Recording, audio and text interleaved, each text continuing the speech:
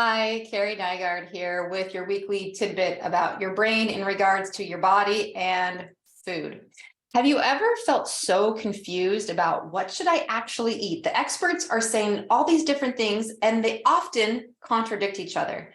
In fact, it was so funny. Not very long ago, I was on social media and one expert came on and talked about how eggs are amazing for you. And another one came on and talked about how they're terrible for you.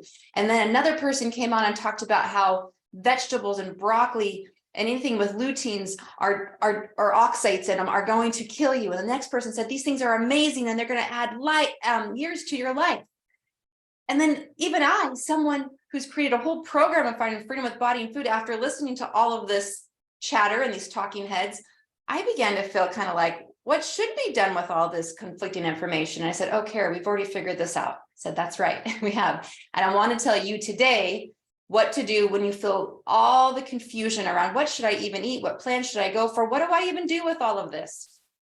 First and foremost, I want you to take a deep breath.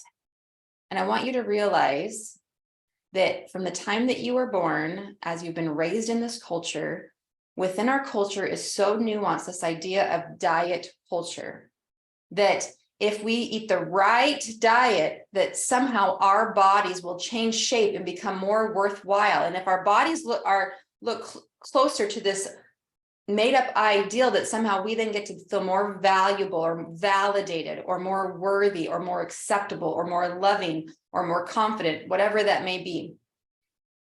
I want you to realize this, that already right now in this moment, everything's okay.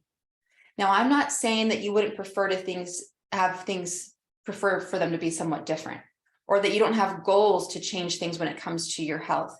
But I want you to realize that right now, everything is okay. You're breathing, your blood is pumping, that right now in this moment, you are exactly where you are supposed to be, no matter what your past has been. It's time to let go of the shame and judgment that you've had around yourself in regards to foods you eat or may not eat, or in regards to your body and how she may look. And this is what I want you to do, is to stop outsourcing your power to other people in regards to what is best for your body. Now, don't misquote me. Don't over apply what I'm saying. I'm not saying ignore studies, ignore what people are saying. I'm saying just for a while, quiet that all out and let's bring it back to basics.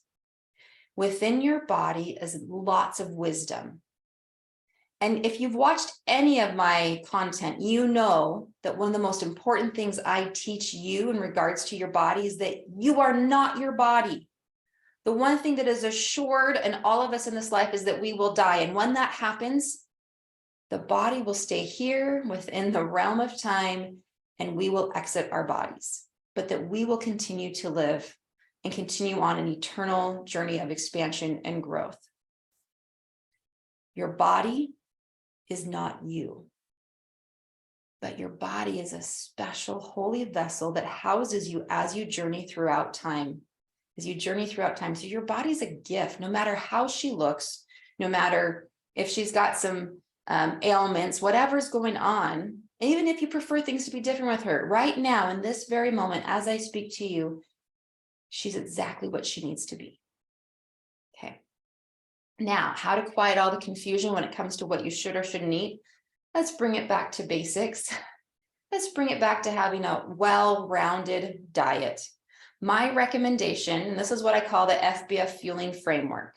We listen to our hunger cues to let us know when we're hungry and when we're not. And we don't eat when we're not hungry. And I have tips and tools and skills and techniques that help you manage your brain around having food urges and cravings and why that might be happening. But just know that there's a rhythm that's in harmony with your body, and your body is letting you know. Start to listen to her. Stop thinking, what can I eat that I can get away with? What can I eat? What can I eat? You can eat anything you actually want, but let's start listening to our bodies. We're going to quiet that primal brain voice in our lower brains that I talk about. And we're going to intently listen with our conscious thinking selves, and we're going to settle into our body. Our body has been telling us when it's hungry, when it's not, and what it eats that leaves it feeling good. But because of diet mentality, because we're counting calories and macros and points and following the strict meal plans, we've stopped listening to our bodies. So what I recommend is to break it down. Protein. I give veggies their own category: protein, veggies, fat, and carbohydrates. And when I say carbohydrates, I mean good quality carbohydrates that are as close to the way they come from the earth as possible.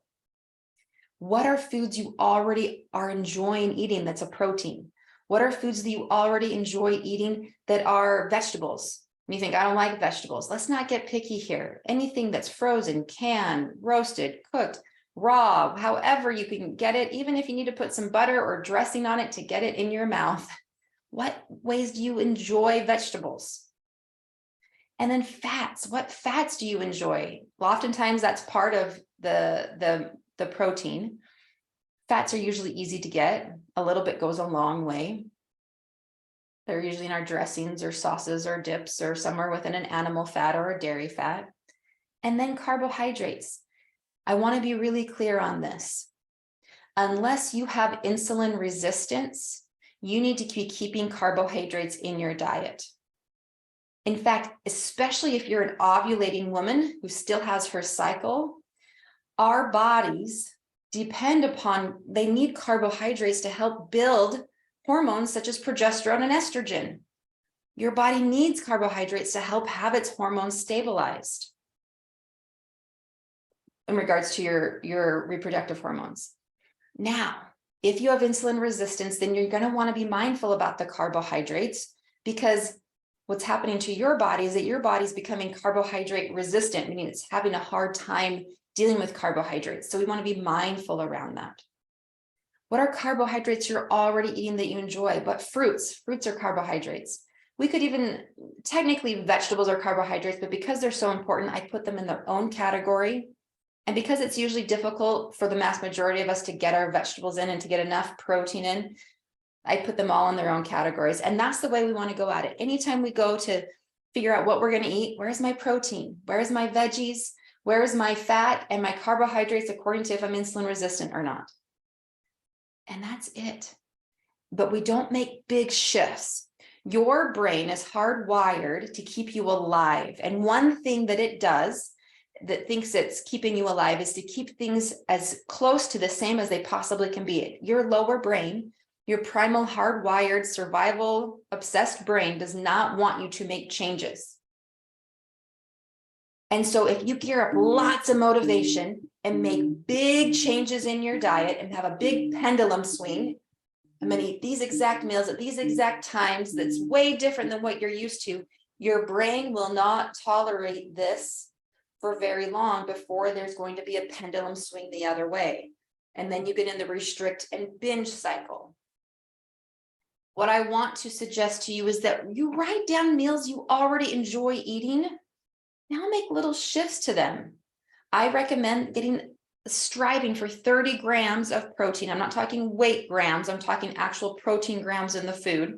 When you look at the nutrition facts or look it up, how much protein, grams of protein, calories, energy, or caloric energy is coming from protein in this food. There we go. Sorry. And so you want to strive for about 30 grams per meal.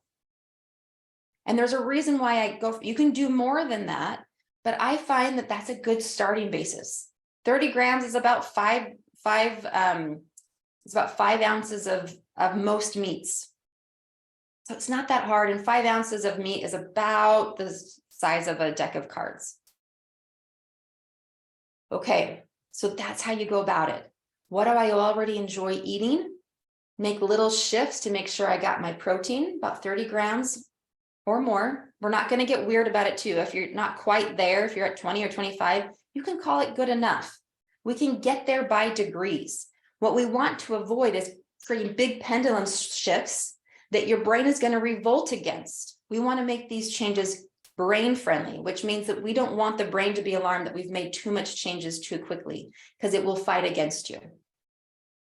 And then you make a list of these fuelings that you enjoy. An example of this would be beef enchiladas. My family enjoys beef enchiladas, and I had this casserole recipe. So the way I used to make it was that there was a ton of fat in there, and that there wasn't much vegetables in there, and that there was refined carbohydrates rather than whole carbohydrates. But I just made little shifts. I increased the amount of meat that was in there. I decreased the amount of cream that was in there and just did cheese instead.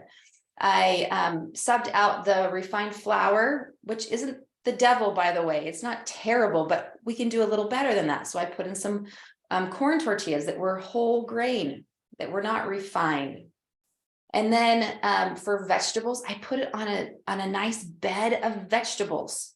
So rather than taking a huge heaping serving of the enchilada casserole, I made it high protein. I put it with vegetables. I hit all the components: protein, vegetables, fats, and carbohydrates.